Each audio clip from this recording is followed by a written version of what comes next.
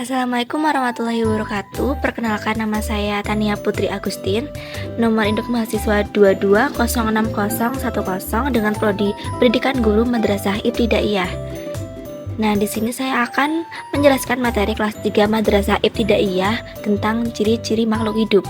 Langsung saja ke materinya. Yang pertama, ciri-ciri makhluk hidup yaitu ada bernafas, bergerak, nutrisi, ekskresi, tumbuh dan berkembang, reproduksi, peka terhadap rangsang, adaptasi. Langsung saja kita bahas satu persatu. Yang pertama ada bernafas. Nah, apa sih bernafas itu? Bernafas adalah proses pengambilan oksigen dari lingkungan dan pengeluaran karbon dioksida beserta uap air. Nah, jadi pernapasan yang menggunakan oksigen disebut pernapasan aerob. Pernapasan yang tidak menggunakan oksigen disebut pernapasan anaerob. Contohnya jamur dan bakteri. Nah, kalau ada yang tanya, Pak, Bu, cacing itu bernafasnya dengan apa sih? Kok kayak nggak kelihatan hidungnya? Kok kayak nggak kelihatan cara bernafasnya?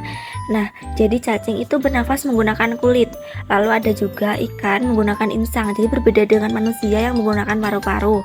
Lalu serangga contohnya seperti belalang itu menggunakan trakea. Lalu hewan selanjutnya ada burung. Nah, burung ini bernafas menggunakan paru-paru dan pundi-pundi udara. Lalu manusia sendiri menggunakan paru-paru. Lalu katak memiliki ciri khas bernafas dengan paru-paru dan kulit. Oh iya, ada yang tahu nggak nih, tumbuhan atau pohon itu bernafas menggunakan apa? Nah, jadi tumbuhan dan pohon bernafas menggunakan stomata. Jadi kalian nggak bisa melihat secara kasat mata ya kalau bernafasnya itu menggunakan apa. Lalu seperti manusia yang bisa kembang kempis menggunakan paru-paru. Nah, ciri-ciri makhluk hidup yang selanjutnya yaitu bergerak. Bergerak sendiri dibagi menjadi dua, yaitu bergerak seluruhnya atau gerak aktif dan bergerak sebagian. Contohnya apa sih yang gerak aktif? Contohnya adalah berpindah tempat. Misalkan Andi berlari-lari mengejar bola. Nah, itu berpindah tempat dari tempat A ke tempat B. Lalu bergerak sebagian, contohnya pada tumbuhan.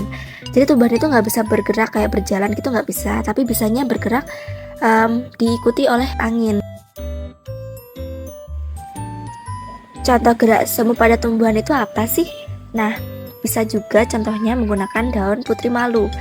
Kan pasti kalau kita megang daun putri malu yang awalnya melebar pasti akan menguncup. Nah, itu termasuk ciri-ciri makhluk hidup bergerak.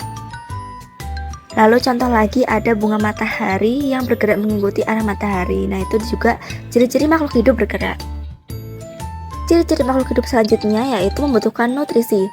Manusia dan hewan untuk memperoleh makanan sangat bergantung pada hidup lain atau heterotrof.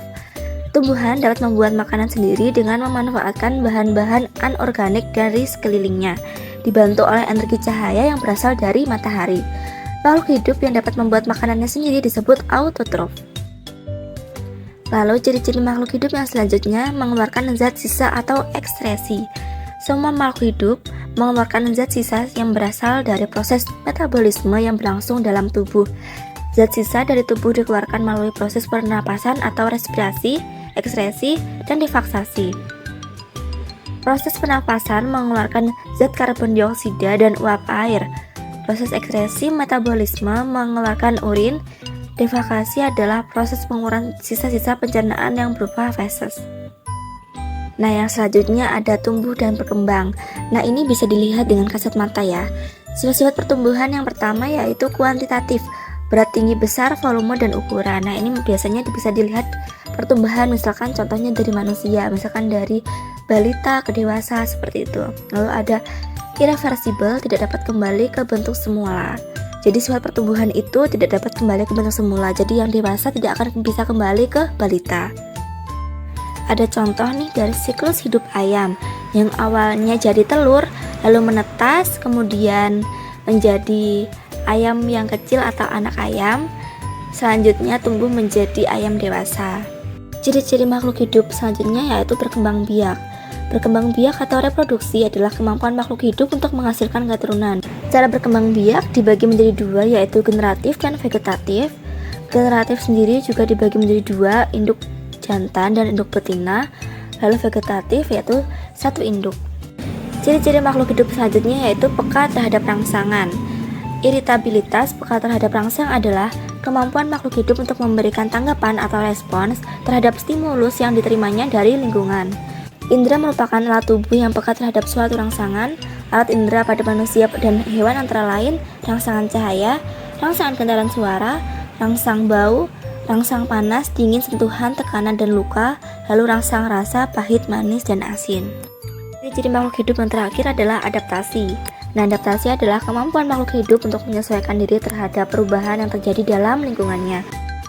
Contohnya apa sih adaptasi pada hewan? Nah, seperti gambar yang pertama ada cicak yang memutuskan ekornya saat merasa dirinya terancam. Lalu selanjutnya ada unta yang memiliki punuk untuk menyimpan cadangan air. Jadi kalau di gurun pasir kan pasti panas. Nah, unta ini bisa menyimpan cadangan air di punuknya. Adaptasi pada tumbuhan yang pertama seperti di gambar yaitu tumbuhan kaktus yang memiliki daun berbentuk duri agar mengurangi penguapan. Lalu ada juga Rafflesia arnoldii, bunga teratai, dan kantong semar. Sekian penjelasan materi dari saya. Jika ada kurang lebihnya mohon maaf. Wassalamualaikum warahmatullahi wabarakatuh.